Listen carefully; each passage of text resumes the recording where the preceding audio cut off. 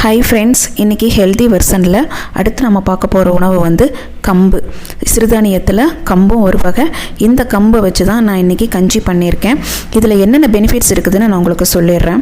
நார்ச்சத்து அதிகமாக இருக்குது, அதை விட கலோரி ரொம்ப குறைவாக இருக்கிறதுனால வெயிட் லாஸ் பண்ணணும்னு நினைக்கிறவங்க இந்த உணவை ரெகுலராகவே வந்து உணவில் எடுத்துக்கலாம்.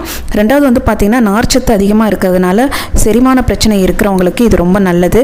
மலச்சிக்கல், வாயு ப்ராப்ளம் இருக்கிறவங்களுக்கும் ஈஸியாக வந்து அதை சரி செஞ்சிரும். ரத்தத்தில் வந்து சர்க்கரையோட அளவை வந்து இது கண்ட்ரோல் பண்ணுது. அது மட்டும் இல்லை, உங்களுக்கு ரத்தத்தில் சர்க்கரையோட அளவை வந்து இன்க்ரீஸ் பண்ணாமையும் இது பார்த்துக்குது. பொட்டாசியம், மேக்னீஸ் அதிகமாக இருக்கிறதுனால பிபி வந்து நல்லாவே கண்ட்ரோல் ஆகுது. இதயத்துக்கு நல்ல ஒரு ஆரோக்கியத்தையும் வலுவையும் இந்த கம்பு மாவு நமக்கு வந்து கொடுக்குது. அடுத்தது பார்த்திங்க அப்படின்னா கால்சியம் அதிகமாக இருக்கிறதுனால இப்போ எலும்பு தேய்மானம், போன் ஸ்ட்ரென்த் இல்லாதவங்கள்லாம் இந்த கஞ்சியை வந்து எடுத்துக்கும் போது அவங்களுக்கு அந்த பற்றாக்குறை சரியாயிரும். விட்டமின் ஏ அதிகமாக இருக்கிறதுனால கண் பார்வை நல்ல தெளிவாக இருக்கும்.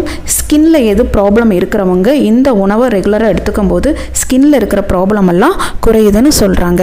இரும்பு சத்து அதிகமாக இருக்கிறதுனால இரத்த சோகை நோய் இருக்கிறவங்க கூட இந்த உணவை வந்து எடுத்துக்கலாம். ரெண்டாவது இருக்கிறதுலே முக்கியமானது வந்து அடுத்தது நான் சொல்ல போகிறது தான். இதில் வந்து பைட்டோ நியூட்ரியன் அப்படிங்கிற ஒரு பொருள் இருக்கிறதுனால புற்றுநோய் செல்களை வந்து இது தடுக்குது. ரெண்டாவது இந்த புற்றுநோய் செல்களை வந்து வளர விடாமையும் இது தடுக்குதுன்னு சொல்கிறாங்க. இவ்வளோ பெனிஃபிட்ஸ் இருக்குது. இந்த உணவை நம்ம ஏங்க எடுத்துக்கக்கூடாது சொல்லுங்கள் பார்க்கலாம். இன்றைக்கி நான் இந்த கஞ்சிக்கு வந்து என்ன சைட் டிஷ் பண்ணியிருக்கேன்னு பார்த்தீங்கன்னா சோயா சங்கு கீமா.